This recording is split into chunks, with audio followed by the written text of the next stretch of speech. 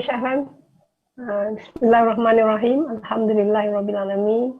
Wassalatu wassalamu ala asyrafil anbiya mursalin wa ala alihi wa sahbihi ajma'in. I'd like to wish everyone of the participants here kullu am wa antum bi khair for the Mahan Ijrah. Okay. We hope that we will be welcoming a better year for Muslims, the Muslim Ummah, inshallah. But we have been always saying that from the, I think the 1400 celebration, that was the 15th century Hijrah. But we are still in lots of crisis and problems, fighting each other, you know, being disunited, being what do you call this, harassed by our oppressors. I mean, you had Palestine, you had Baghdad, Iraq, you know, war of massive destruction, and then you had Syria now. So I just think that we are just being pulled up into many ways, in many ways, to be weakened. So this is where it's not just the body but the mind that needs the transformation. So I would like to continue from where I stopped the last time. And if you remember, in the last lecture, we examined the change in educational aims, whereby we realized that there is a greater emphasis for vocational education or vocational aim than for meaning of existence and purpose of living. There's a lot of meaninglessness in education. And we also reiterated that this change is due to the introduction of, actually, it is due to the introduction of public education, because then the state determines the nature of education. Prior to that, the community decides what is the purpose of education. And also due to the technological advancement, especially with the arrival of the internet, whereby we said the changes that occur from teacher-centeredness to student-centeredness, from product to process. If you remember, I'm just trying to recall, okay, so that it will be continuous. And then from teacher as a sage on the stage to teacher as facilitator, and how we move from emphasizing IQ, and now we go to wisdom. And we also examine teaching and suggested that our teaching should be transformation-driven rather than information-driven, if you remember, okay? And we conclude that there is a necessity in terms of pedagogy to apply an old pedagogical tool which was already there, but which is forgotten today, and that is philosophical inquiry, okay? So I think this is where we left you with, okay? Now I'll share you the slides. So you remember, this is the slide that I left you with, where I say even for Islamic education, we have been more interested in knowing the fact of what is zakat rather than the role behind zakat. If you realize that, for example, all kind of the Rukun Iman, the role is not individual, but it's also societal, community. Behind fasting, there's also the community. Behind zakat, there's also a community. Behind Hajj, there's also a community. But we are just interested, if you notice most of the time, to know the fiqh of doing things the right way. I think you know that, right? Okay, until now, I noticed that even among those retirees reaching the age of, 60 now? After they retired, yes, it's good, they go back to the mosque. But what are they learning? They're learning how to pray. How to pray better than before, accurately, more specifically. So that I think they're thinking of getting grades like an exam, you know? So this is the nature of what we are learning. Rather than we are getting the spirit, okay, now what should be the implications of praying? What obligation, what other action should I do now that I've been praying? Now that is there been a connection between me and Allah? So I think this is where we left off. So for tonight, inshallah, okay, I would like to focus the lecture on arguing the need for I'm going for the Islamic perspective now, revitalizing Islamic philosophy or thoughts into Muslim curriculum. Because if you notice today, I used to be in a survey by UNESCO on philosophy, okay? And they were asking, do you have a department of philosophy in your university or in your country? I could say very clearly that we don't have any department of philosophy in this country. I don't know about other Muslim countries, but I know we don't have any philosophy department. We used to have a philosophy department in IIUM. I remember Prof. Zarub, because we always interacted on the Saturday night lecture series in ISTEC, which was delivered by our eminent Professor Said Muhammad Nakib Alatas. And there we had good discussion with Professor Zarub, Prof. Malik Badri, and Prof. Alatas himself. But after a while, even the Department of Philosophy in IIM was closed down. And philosophy was absorbed into the Kuliah of Islamic Review Knowledge in Human Sciences under Usuluddin, I think.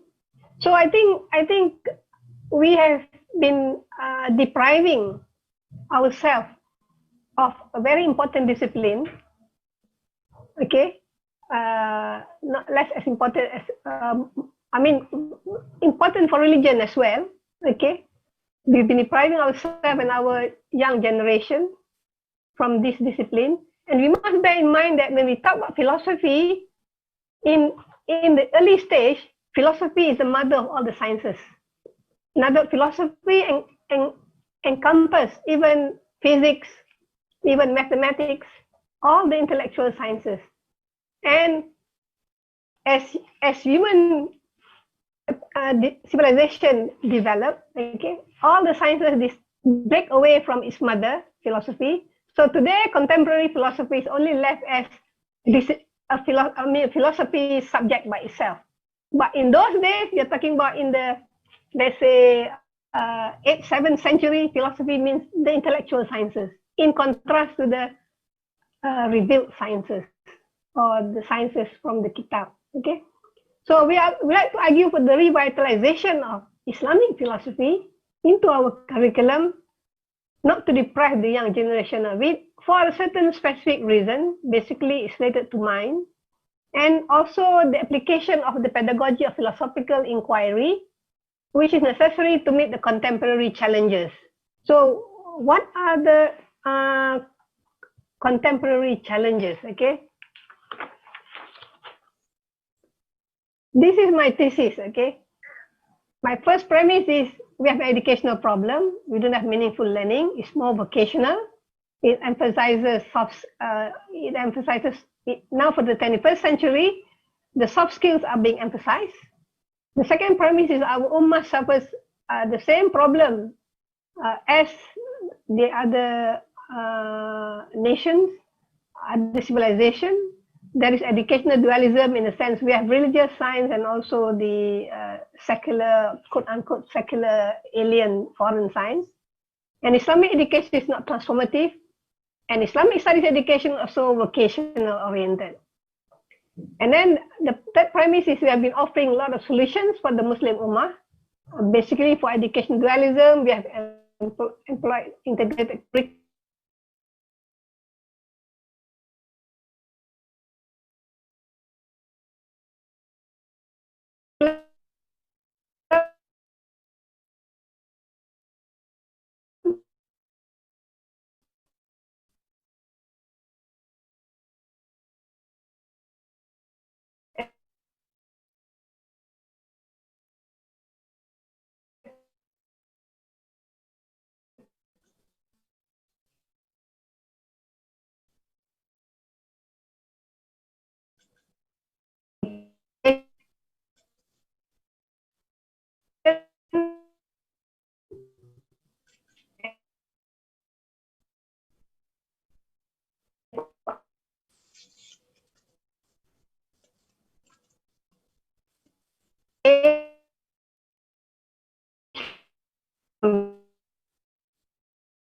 and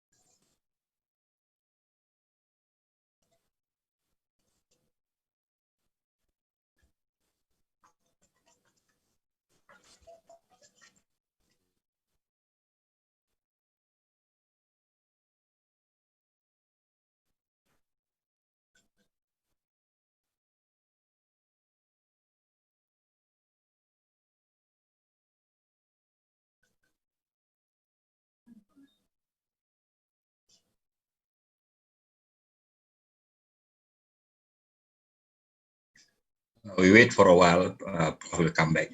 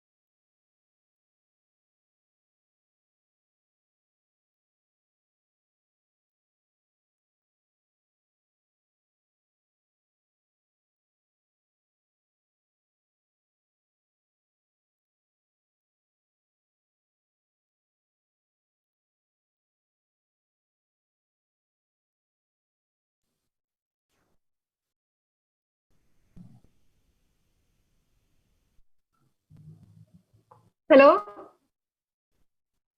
Brother Sharan, can you unmute my audio?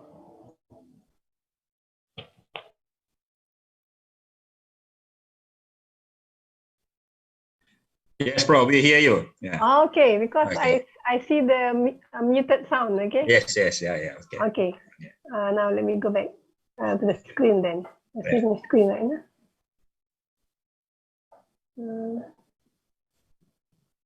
Okay. Okay. That's good. So you can see the screen. You can Yes, see the yes. PowerPoint. Yeah, Okay. So they are based on philosophical foundation, which are the Islamic worldview, and you cannot have a strong grasp of it without understanding the philosophy behind it. Okay. There's some slight difference between philosophy and religion, as you know.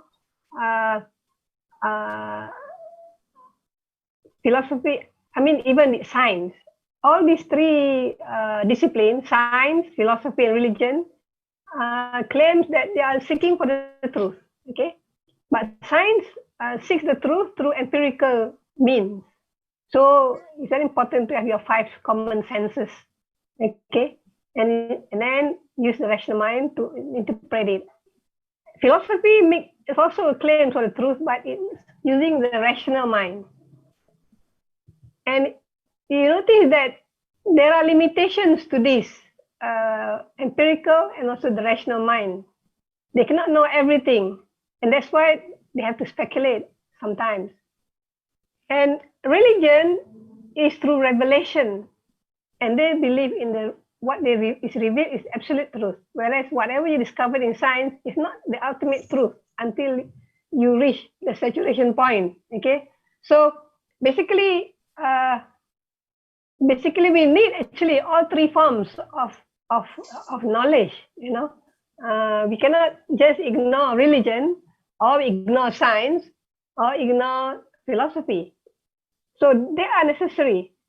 And because we need this Islamic philosophical foundation, and because our school system, the way we are educated today, not unlike the past, is information driven, we need to change the pedagogy. And that's where I said we have to use an old pedagogy, which is philosophical inquiry, as old as Socrates, which was born before Christ. Okay, so this is my thesis. Okay, and regarding the Muslim minds, we can see that today. Okay. Oh, this one. Yeah. Right.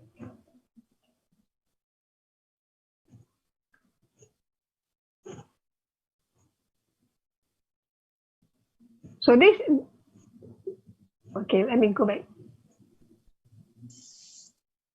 Okay, so this is the chain of events in the Muslim world. We have the West. We were once on top of the world even in terms of the empirical sciences, besides of course the revealed sciences. Okay, and then there was the fall of Baghdad, which also was linked to the loss of philosophy before that. Okay, this happened in the 13th century, and then after that, beyond that, we were colonized. We were colonized not only in terms of physical colonization, also especially our mindset. And then there was modernity and secularism brought to us by the Western imperialism, and our education system, which was, even if it's religious, it was only revealed sciences. So the Western imperialists introduced the secular, of quote unquote, the acquired sciences. So that's the beginning of the dualism, which actually was good to make us more rounded, but because we dichotomize the school system, so we are all not complete. We are incomplete. We are only good in one aspect of knowledge. Okay, and then we had the era of globalization, the internet. Okay, and globalization brings a lot of goods and also bad. Okay, and among the things it did is that it creates what they call these Muslims who are not having a true mindset of Rahmatan lil Alamin, and becoming more cruel. So you have ISIS, ISIL, you have the Taliban, you have so many groups of Muslims who makes Islam looks very mean, and extreme. And as a consequence, we have this Islamophobia being developed. So we have external threat and also internal threat. Okay, and as a consequence of this threat, we have developed, you notice with globalization, the feminists asking for equality, and even the Muslims fell into the same threat. There is diversity and pluralism because there is more access to the internet and social media. And then there is the liberal secular mind, extreme human rights, conservative mind, family disintegration. So you have liberal, secular versus the moderate versus the conservative. So when you look at this, you can see that this is the kind of Muslim mind that has been created. We are very, we would like to be moderate, in other words, wasatan, the accurate, the middle, the accurate. But it's easier to become extremist or liberal or conservative rather than this wasatan, umatan wasatan, the moderate. And even the Western recognize this problem that is growing on among the Muslims. For example, here I quote from the work of Amin Ma'luf on identity. He's a Lebanese Muslim, Christian. He says that in the past, from the outset, ever since the history of Islam, ever since history, Islam has reflected a remarkable ability to coexist with other people. Look at Andalusia, for example. Look at Medina. Where Islam thrives, there is diversity. And other people also of different faith and culture and ethnic groups thrive. But what happened now, he's saying that it's very different from what has been in the past. In fact, he said the Christian West which has a long tradition of intolerance and has always found it difficult to coexist with the other, quote unquote, produce societies that respect freedom of expression, whereas the Muslim world, which has long practiced coexistence, now looks like a stronghold of fanaticism. Yeah. So we can say it's an internal problem. We can say it's external if the cause is external. Okay. But this is an observation, okay, about the Muslims. And we have tried to solve our problem. Before independence, we have heard of these scholars like Afghani, Abdul Ahmad Khan, Sa'imah Khan, Muhammad Yunus in Indonesia, Al-Hadi in Malaysia, Zaba in Malaysia, and then you have First World Conference on Muslim education post-independence. Okay. In fact, Afghani is famous for his Islam, and he also the one who said that bring back philosophy. He was talking. Although his main mission is to liberate the Muslim land from Western imperialism, okay, he took the political way, whereas Abduh took the educational way. So that's why Abduh was with Al-Azhar University, trying to do reform through education, okay. So and all the rest are also influenced by them. Zaba, Al-Hadi, okay, Muhammad Yunus, Al-Hadi, Sa'imah Khan is a bit different, he's Indian Peninsula. So they tried their best to solve the problems of the Muslims. Okay. And of course, after independence and the First World Conference on Muslim Education, we notice that there's emphasis on IOK, there is the establishment of Islamic University, and there is also an attempt towards abolishing the dualism by introducing integrated education. So these attempts, Alhamdulillah, moving. But I'm saying that this is the macro, and the other one is the micro. The pedagogy is the micro. And I ended up saying we need to bring back wisdom, and that's why we had philosophy. Now, some people question: is there an Islamic philosophy? Okay. The question is there an Islamic philosophy? Okay. If there is Islamic philosophy, why are Muslim university not offering Islamic philosophy? Okay. Why our curriculum content is still traditional science and separated from the alien science? And we said that the Holy Quran also, if you read the ayat of the function of the Prophet, you remember the last class, he also mentioned that he came here to teach us to read the signs, to recite the signs, okay, to read the signs, and then to read the scriptures, and then to purify us, and then to teach us wisdom, okay? So in other words, wisdom is also something that is being taught together with all the other sciences, okay? So what I want to say is that, okay, the Quran emphasizes philosophizing very much. If we mean by philosophizing as thinking or reflecting, okay?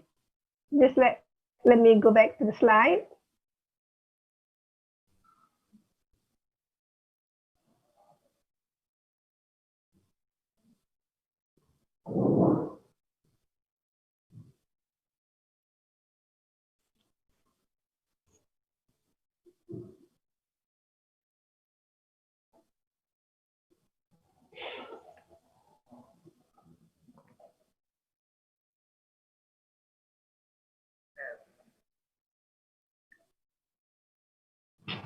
Some people want to say that there is no philosophy in Islamic tradition.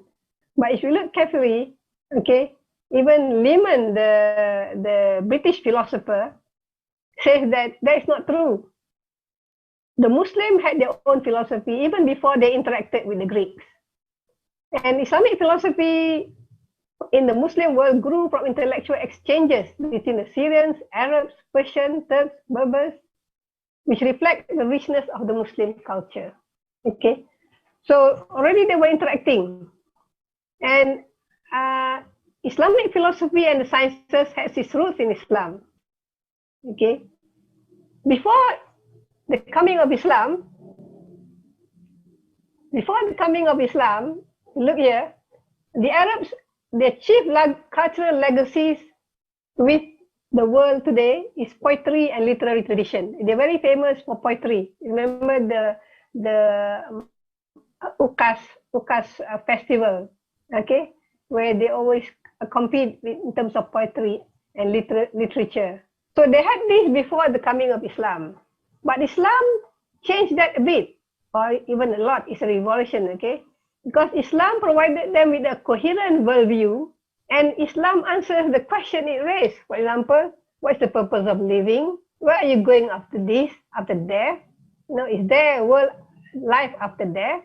So in other words, Islam gives them a worldview. But the Quran has lots of what they call these principles and theories in it. And it covers many aspects of life. Although the Quran is not a scientific book, the Quran has a lot of scientific principles. For example, if you read carefully there, it says life begins with water. So in other words, that's why you need water for reproduction, for living. So much so that when you send the rockets to another planet on Earth, one of the elements you like to find out is there hydrogen and oxygen that can form water. Okay, so this is the Quran. From the Quran, rise of sciences, both traditional and rational sciences. So the Quran is a great kitab, okay? And how is it able to provoke the Muslims to do excellent work, to motivate them to do sciences, both traditional and acquired sciences? I think you can answer this question. If you look at the Quran, and I say it is by nature philosophical and encouraging us to philosophize. First of all, one of the most common thing in the Quran is asking us to reflect and to think. Okay, this is very very very rampant. If you read the Quran often, you will always remember these verses that shows us, asking us to observe whatever there's in creation. Even the alternation of night and day, there are significant signs for men of understanding. Okay? Those who remember Allah and think deeply, and they say that our Lord, you have not created all this without purpose. Glory to you. So in other words, people who reflect will find out the answer. And then the Quran also asks us to reflect. For example, this question is very revealing. Do they not reflect upon the Quran? If it had been from any other than Allah, they would have found within it much contradiction. Yeah. So this is emphasis in the Quran, asking the readers. Who are the readers? We, the non-Muslim, will read it and reflect upon it. That's why when they revert to Islam, they are stronger than us, because they revert to Islam after understanding, after reflecting, whereas we are by natural birth, okay, but born into the family of Muslims. See, for example, here again, in the creation of the heavens and the earth, the ships that sail through the ocean, the rain, okay, the beasts, the winds, the clouds, these are all natural phenomena, okay? Another one is, for example here, very easy in Surah Al-Ghashiyah, but how many of us ever reflected upon it? Al-Attaka hadisu Ghashiyah. Afala yanzuruna ilal ibili kaifa huliqat. Do they not look at the camel, how they are made, and the sky, how it is raised, and the mountain, how they are fixed firm, and the earth, how it is spread out? If we read it just by ourselves, we will just pass like that. And if we go to the Tahfiz and Islamic education classroom, either you're asked to memorize this, or Islamic education classroom, to also just read this. But for you to have a deep meaning on what is being asked here, you need a community of inquiry. You need a discussion. Why Allah asks us to look at the camel, how they are made? So I will not go. This come to the practical part later on. Okay, but these are examples. There are many in the Quran. Okay, and then in our tradition, in Islamic tradition also, there are evidence for freedom of inquiry and accommodation of differences. So there is ijtihad and there is tasamuh. Okay, in fact, in the beginning of Islam, there are about 300 different schools of thoughts. Of course, you have the 4 schools of thought: Imam Malik, Hanafi, Shafi'i, Hanbali. But there are also Sufyan, Uyayna. There are also other scholars. But how is it that we become only 4 or 5 today? Have you ever reflect how we become 4 or 5? Because in the beginning of Islam, there were so many schools of thoughts. And the Prophet did not say that it's wrong. You know?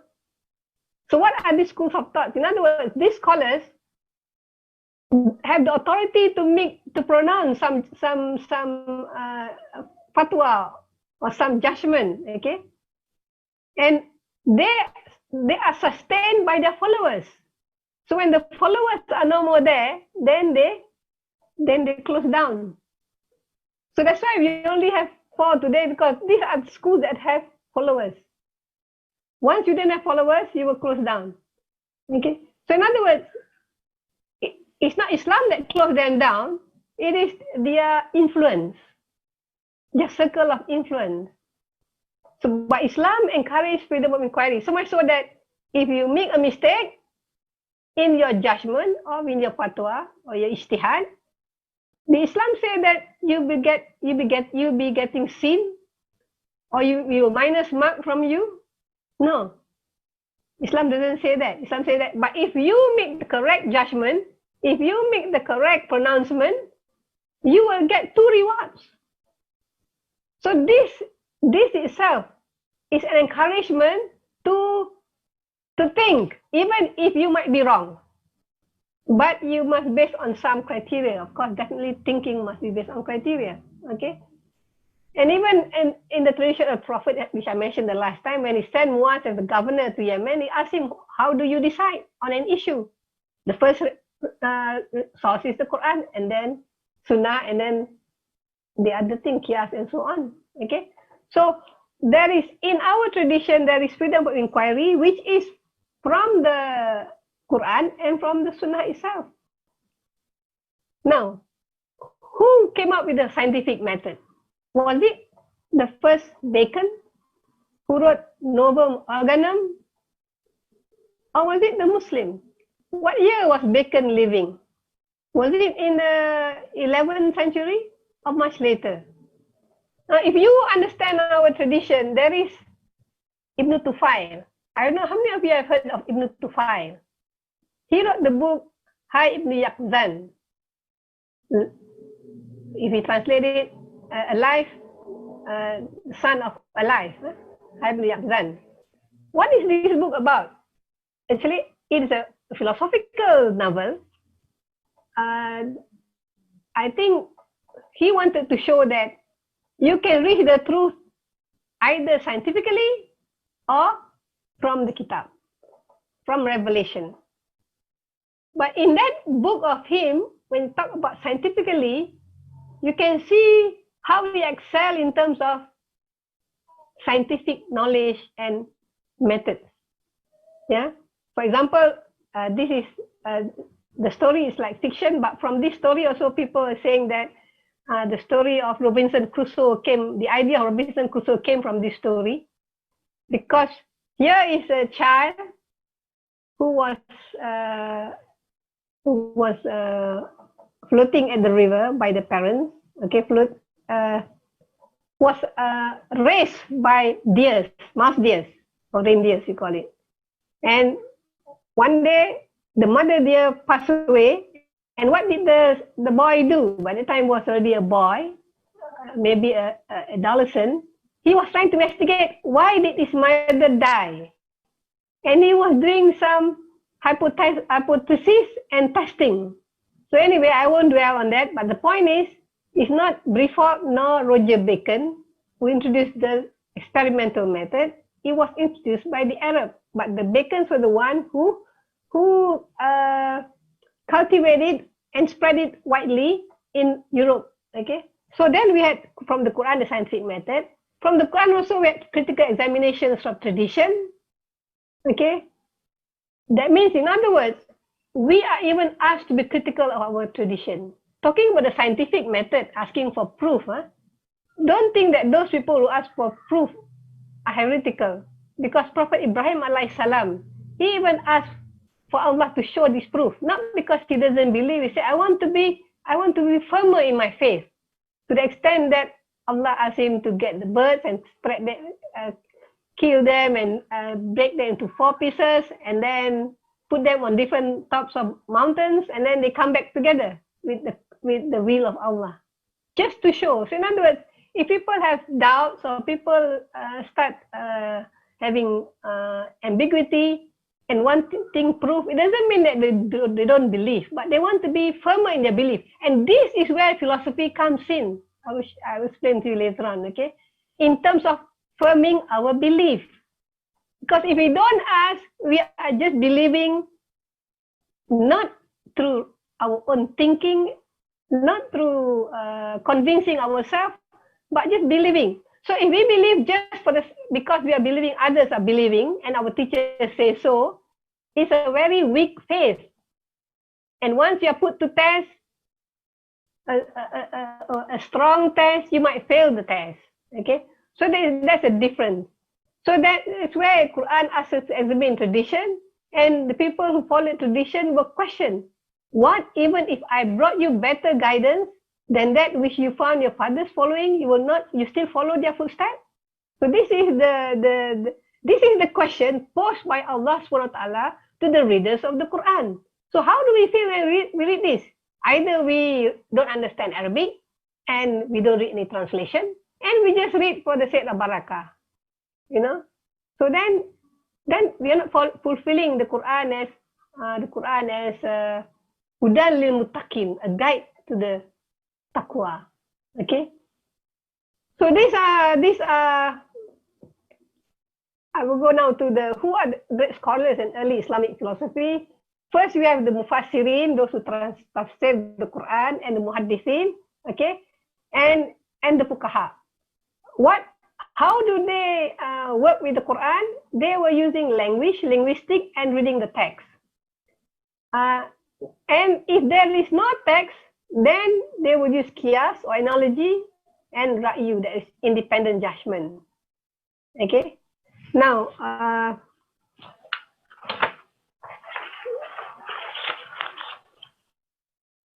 for example, the fuqaha, the mufassirin and muhadithin, they will translate the text for better understanding. The fuqaha are more interested in the legal aspect of the kitab. Okay, and the conservative traditionalists reject deductive method. And if you take this approach, you could not stand the test of time when your confrontation with Christianity and paganism. In other words, if we were to argue about the truth with other religions, okay, and they don't believe in the Quran, how can you quote from the Quran to convince them? And this is my question to you. Can you? In other words, suppose a Christian nun or a Christian preacher come to you and argue about the Quran is the word of God. They say that Jesus is the word of God, not the Quran, the word of God. Okay? So then, how do you argue? So this is where in early Islam, we have people using their mind to think rationally, to argue against these people, because as our territory became bigger, we became into contact with many more other civilizations. Okay? So, for example, that one of the issue is free will and determinism, qada and qadar. Yeah? So that was a big issue.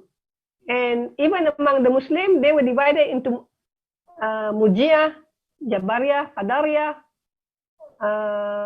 In fact, after the battle of Siffin between Ali and Muawiyah, they are divided.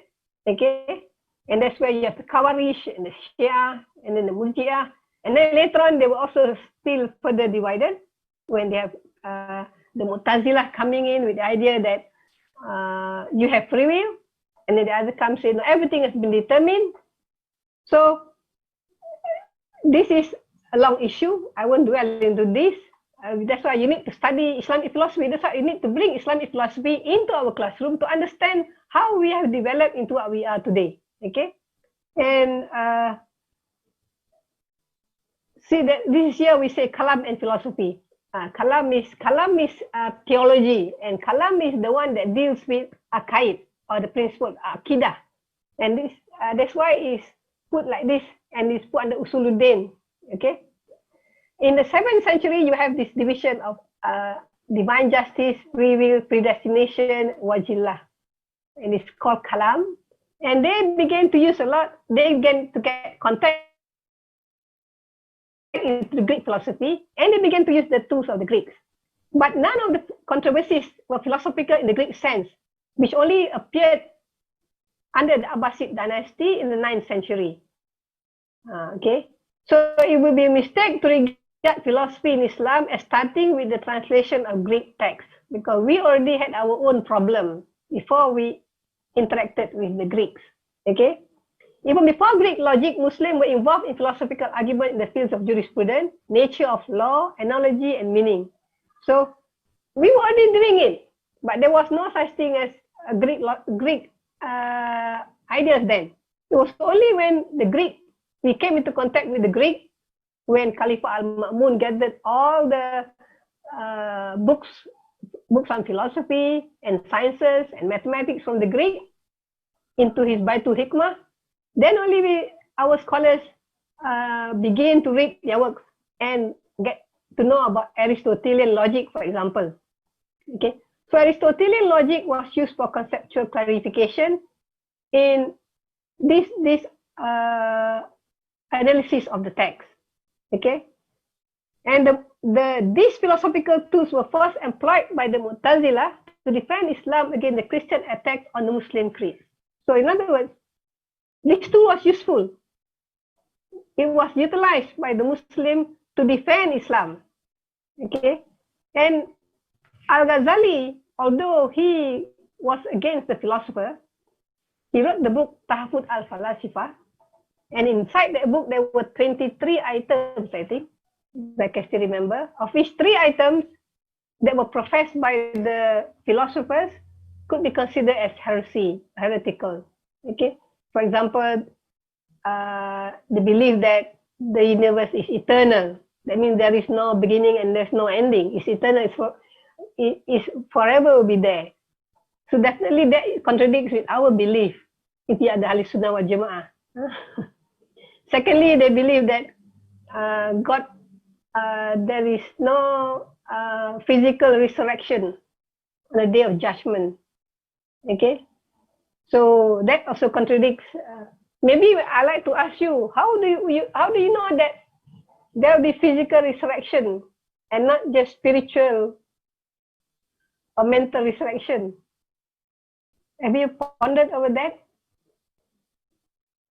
Well, actually, if you are used to reading Surah Yasin, you get the answer from there.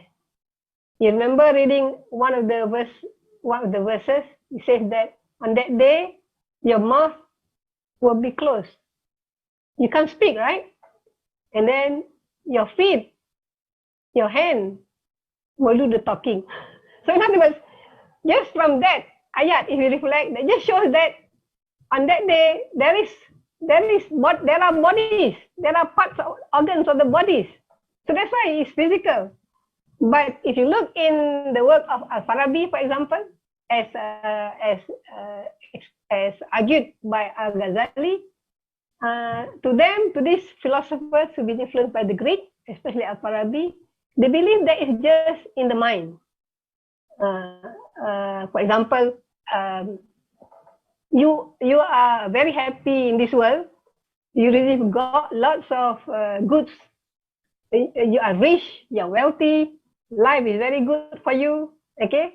And then you die.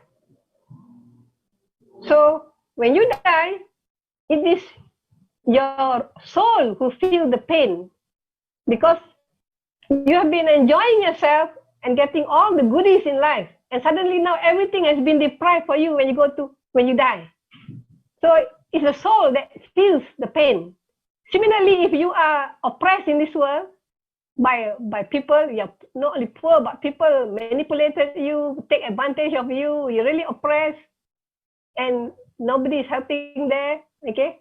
So where do you find your justice? So when you die, you will be free from all this torture and torments, and that is heaven. Okay, so read that, and that's why Al-Ghazali was against these philosophers. Okay, and then the third one is God only knows the universal but not the particular. So he knows the big picture, but not the small picture. But if you read the Quran, it says that God even knows the leaves that fall down from a tree, right? And how many trees do we have in this universe? Millions of trees. And he knows a single leaf that falls. So in other words, he cannot know the particular, but this is the interpretation. So when Al-Ghazali attacked them, he attacked them and said that 3 of these will make you kafir, maybe. Okay. So the only thing is, for me, I reserve myself because my knowledge is not better than Al-Farabi or Ibn Sina. Okay. They were Hufaz when they were young, and they know the Quran very well. So I think they cannot be there to defend themselves. That's why you read some books today, some scholars try to defend them by saying there's a misunderstanding. Okay? For example, Ibn Rushd tried to defend the philosophers. Okay? But anyway, the point is that although Al-Ghazali criticized the philosopher, he also mentioned that we must study logic.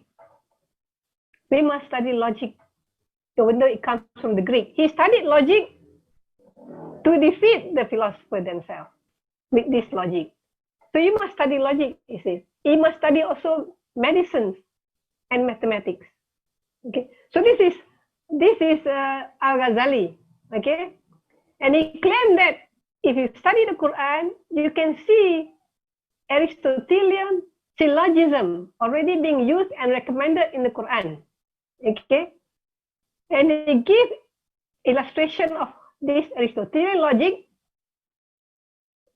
with example from Islamic law. So what is the example? Look at this ayat I mentioned you just now. Okay, the wording is a bit different because this is taken by another translator, but the meaning is the same. This ayat, Surah An-Nisa, verse 82, this is trying to use logic. It is what we call, there is in logic, modus tollens and modus ponens. This is for hypothetical syllogism. Hypothetical syllogism are those of the nature of if-then. For example, if I just give an example, okay? If it rains, the street is wet. So that is hypothetical because there's an if there. If and then. So if it rains, the street is wet. Suppose I say, it rains. What is your conclusion? The street is wet. Right? Now, suppose I go down to the street and I say, the street is wet.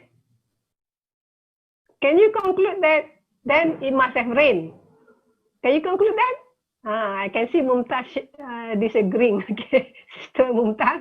Yeah, it cannot be because it can rain from many other ways. I mean, it can get wet from many other ways, right? Someone could have poured water in it. So the syllogism is if P, then Q.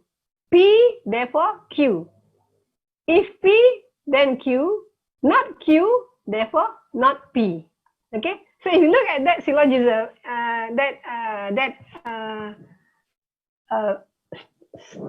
structure of argument, okay, for validity, the structure must be valid, okay. You consider this ayat. It says that if the Quran is not from Allah, okay, then you would have found many discrepancies. So if P, then Q. P is Quran is not from Allah. Q is, you find many discrepancies.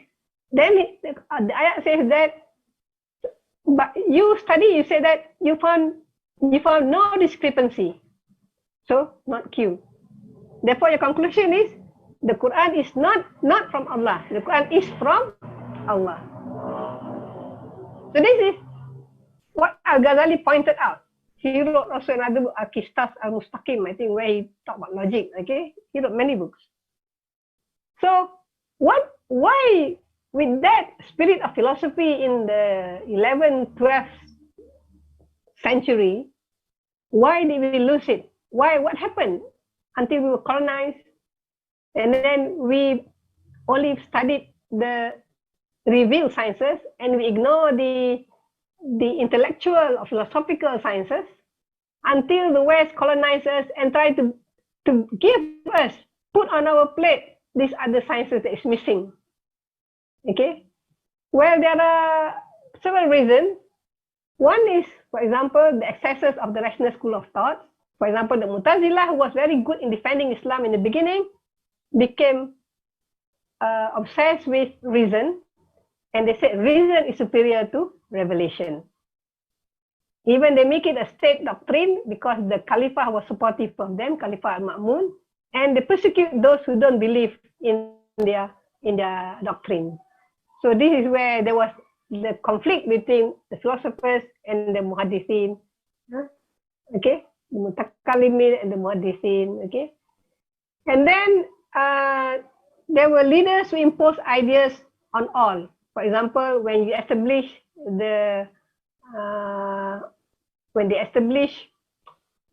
we were the first to establish colleges. Okay, Nizamul Mulk established the madrasah. This madrasah doesn't refer to secondary school. Okay, at that point in time, madrasah refers to higher education, especially for fiqh, jurisprudence. And what he did was he gave wakaf, but he specified that in this madrasah, only the 4 schools of thought should be taught. Only that. No other acquired sciences.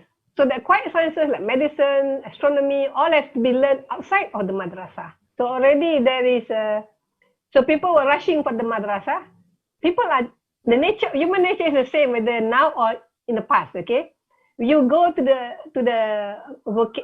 discipline of knowledge that will give you more money, and the more money is in the madrasah rather than in the field of medicine, in the field of astronomy and so on. Because when you go to fiqh and you become a mufti or whatever, you be paid handsomely by the sultan or the khalifa. Okay, and then there's conflict between the rational and traditional school, as I said just now. So there's the fall of Andalusia also. Okay, so those are the reasons for the loss of the spirit of philosophy, besides of course the attack by Al-Ghazali. Okay, so I think I've mentioned this. We want to have IOK, we have to understand our worldview. Okay, so and also these are built on philosophical foundation. So we have to know the philosophies behind them. Okay. Now I want you to look at these 2 trees. I know I'm running out of time. Okay. This is tree A.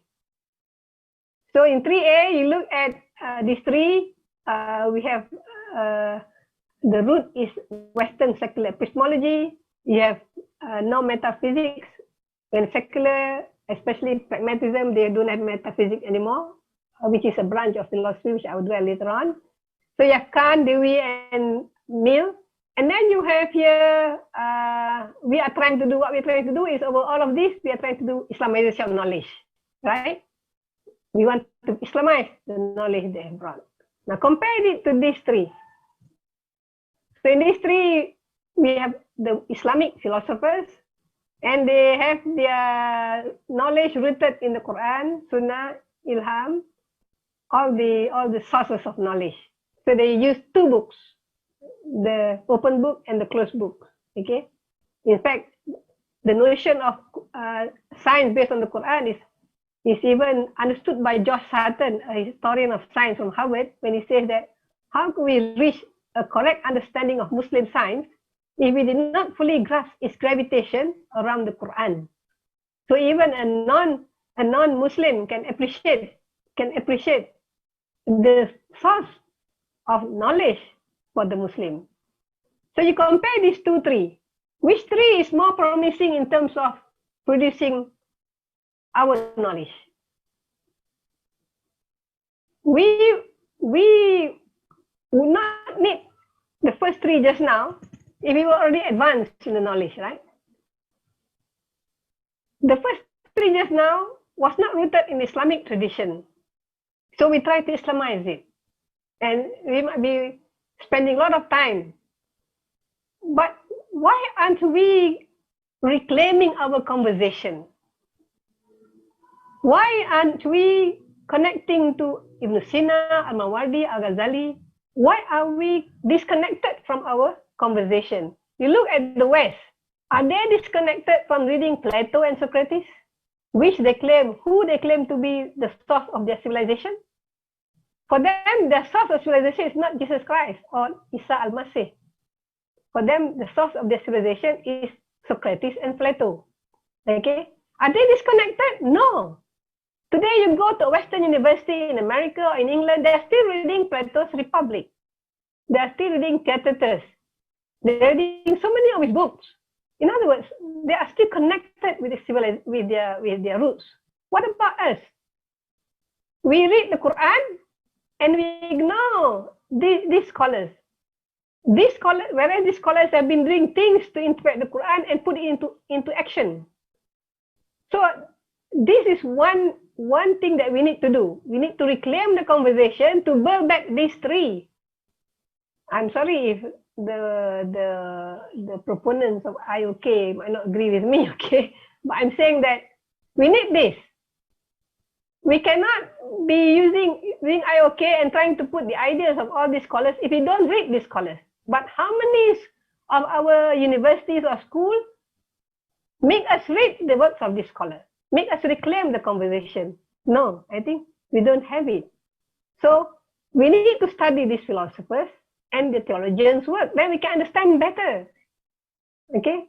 Our epistemology. Okay, finally, I think for tonight, I will end with this, okay? In terms of Islamization of knowledge, we have two major proponents in this. We have Al-Atas and Al-Faruqi. If you look at Al-Faruqi, he talks about we need to conceptualize. He talks about we need to acquire one knowledge from the West, maybe myself education, or you are in the sciences, one knowledge, psychology or sociology. And then what you need to do is you have to Islamize that knowledge, bring it into the Islamic worldview. Yeah. Let me see whether I have this correct or not. Okay.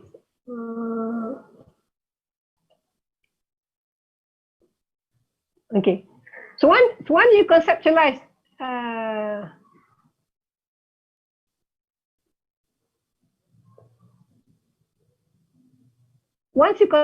the knowledge, you bring the Islamic principles to the knowledge, the principles Sunnah and Maqasid Sharia, and then you produce a textbook.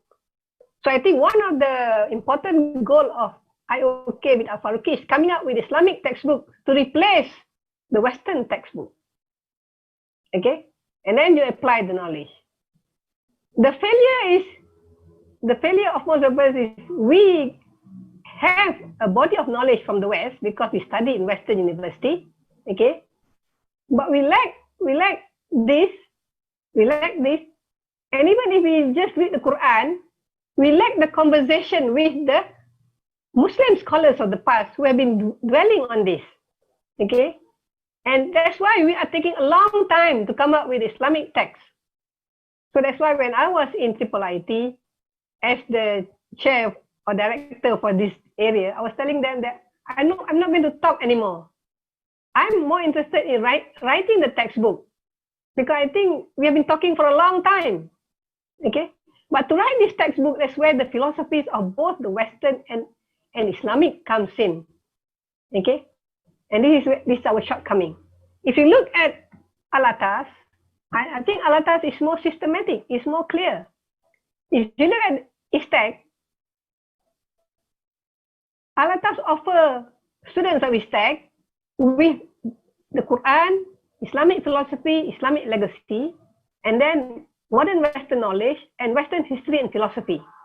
So in other words, he tried to build a scholar or researcher with a potentially integrated mind, knowing his foundations, historical and philosophical foundation from both the Western and Islam.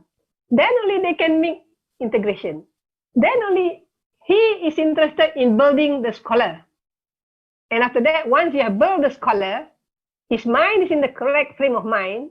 What comes out from his mind, his work, would probably be integrated and critical as well.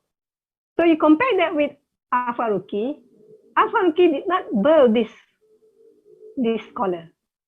He just gave them a try. You go and you already got a field from the Western field that you work on or you graduated from. Now you do this, but not giving them the substance. So this is why I'm saying that. Sorry.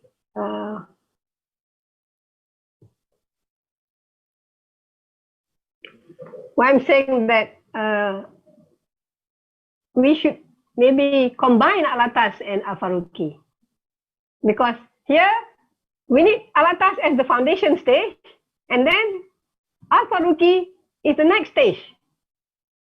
Okay, I hope you understand, because this is what I've been, when I reflect upon what they're doing, they're complementing each other. Okay, but you notice that Al-Faruqi is doing it after you get the scholar, right? Whereas you look at Al-Atas, he's doing to produce that scholar.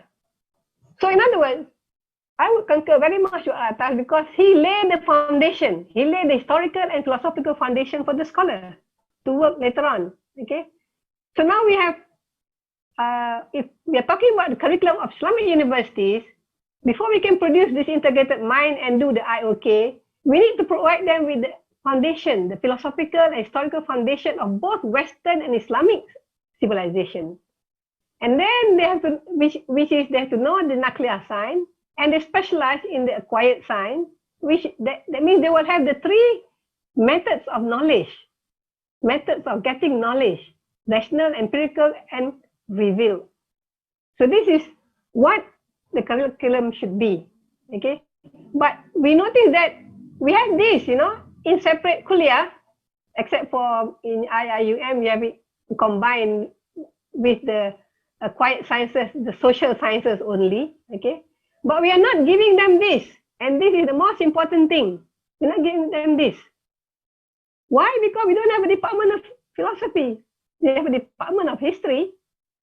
That is why, if you understand the role of philosophy, philosophy is to reflect and question so that your faith is stronger. That is the thing. The faith is firmer.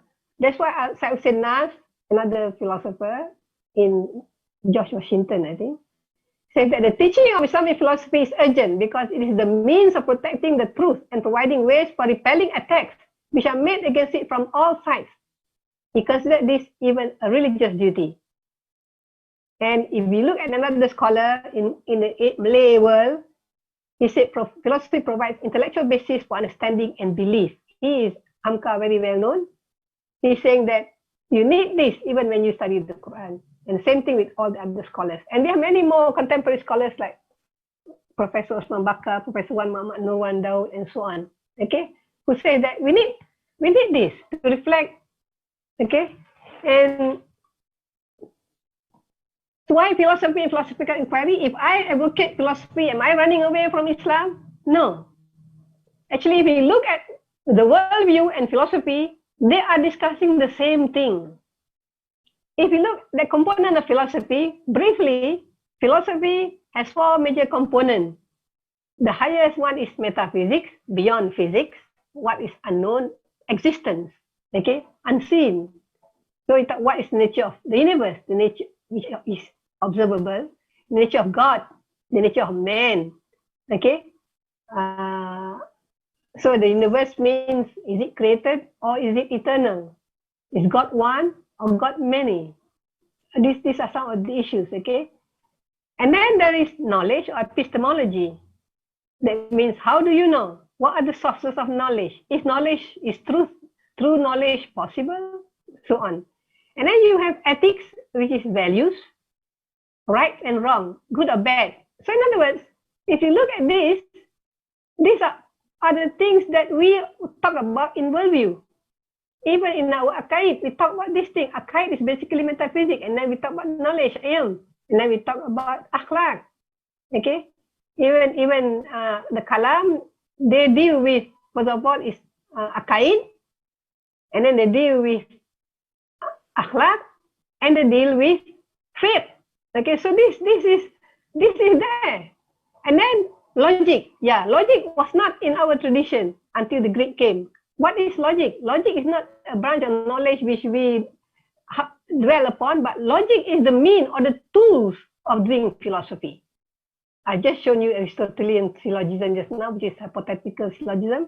So this is why we need to bring this back. I always feel that if our religious scholars, I mean not scholars lah, teachers, the one that just graduated a bachelor degree, okay? Because in Malaysia, even a bachelor degree, you are known as a scholar already, ustaz. Okay, very quickly you are known as ustaz. Ustaz is a doctoral, a philosophic, what we call this, PhD.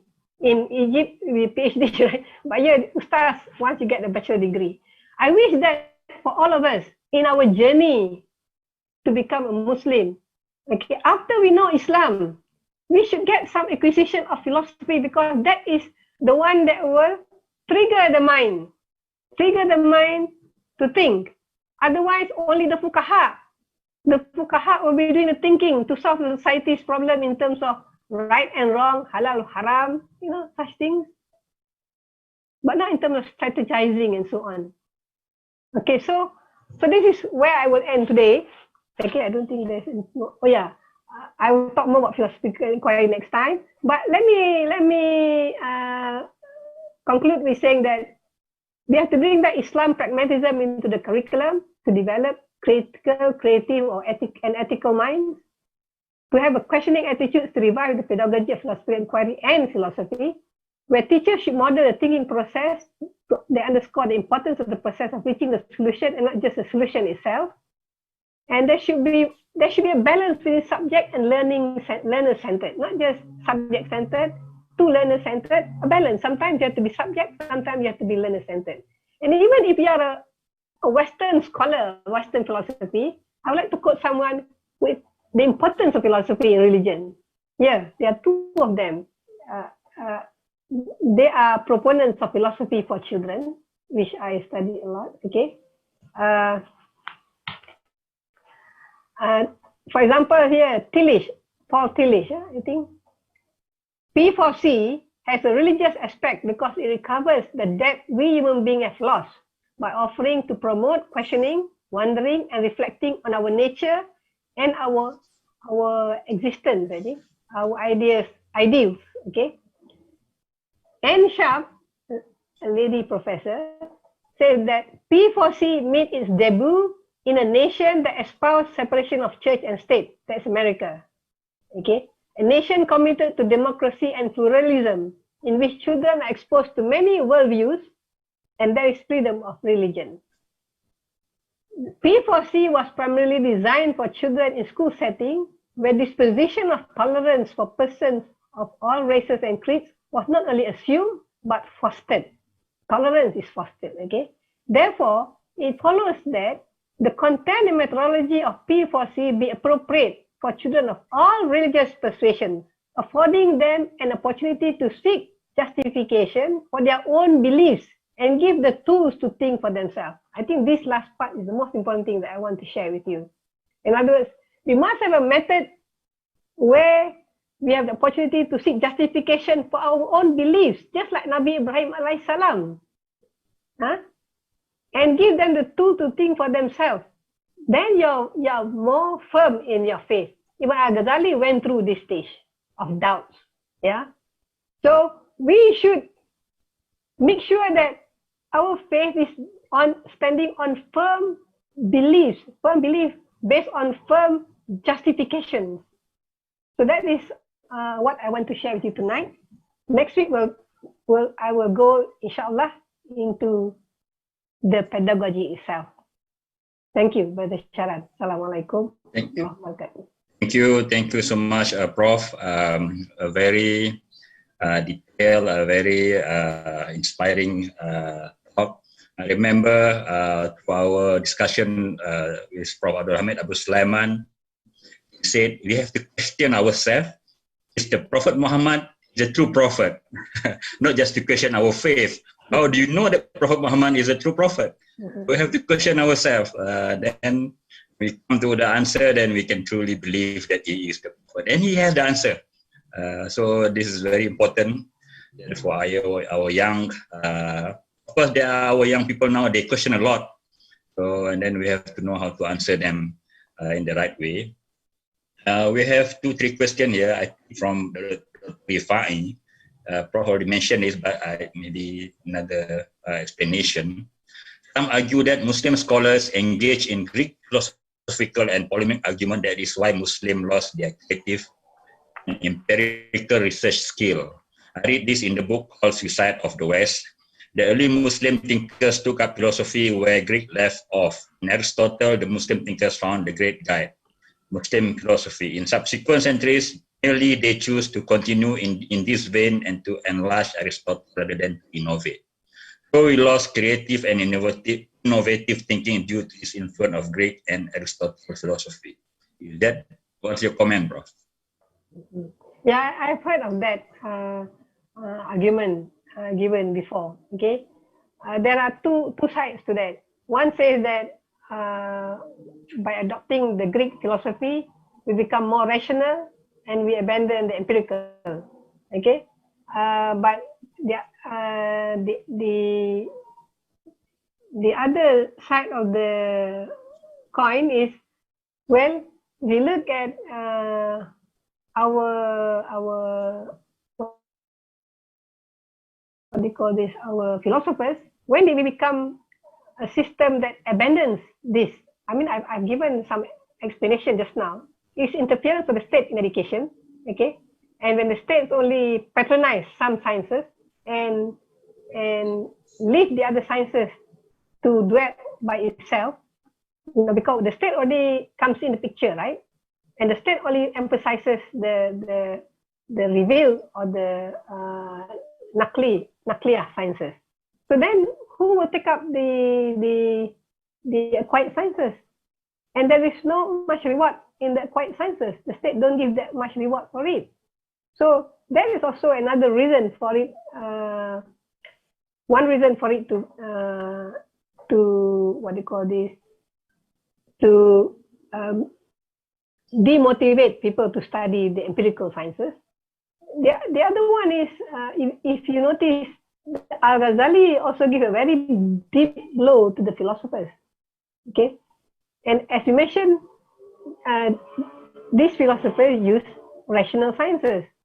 So once you fear doing philosophy because you will get heretical, you know, you get astray and so on. I mean, I'm not surprised, because when I introduced this program to the Ministry of Education people, the unit of Islamic Education, who wanted to find innovative ideas for teaching.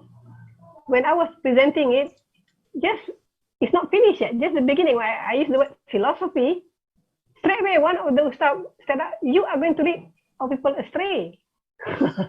You know, so you imagine, he has not heard very much, but he's saying that because of his understanding of the past, he thinks that philosophy is the one that led us astray. That's why Al-Ghazali trashed it out. And because Al-Ghazali trashed it out, some scholars feel that people fear to do philosophy in the Muslim world because of fear to go astray. But this is I would say the mentality of the inferior, not the mentality of the superior. You see, when Islam was at its superior level, why the Muslims were willing to take knowledge from the Greeks and other civilizations, Persians or whatever, then Syriac, and the Greek, because they were in a superior position. They have high self-esteem. They know what they're doing. That's why they're willing to take. And they were sure they're not going to go astray, but unfortunately these are excesses, we call it. So like for example, the Mu'tazilah, because they were given the privileges by the Khalifa. So the history is, the mehna is very sad that it happened in Islam. But I would say that if you don't have philosophy, you won't have a critical mind. You won't question. You won't question. So I don't think that the real reason we decline in our sciences, empirical sciences, is because of that, because of philosophy. It's because we don't do philosophy, and therefore, you cannot what they call this, separate critical from creative or rational from empirical, because these are all means of knowledge. If you omit one of them, it's not complete. This is what's happening, and this is what I believe. Okay. Thank you so much, Prof. Since we are over the time, how about 2-3 minute concluding remark, Prof, for tonight?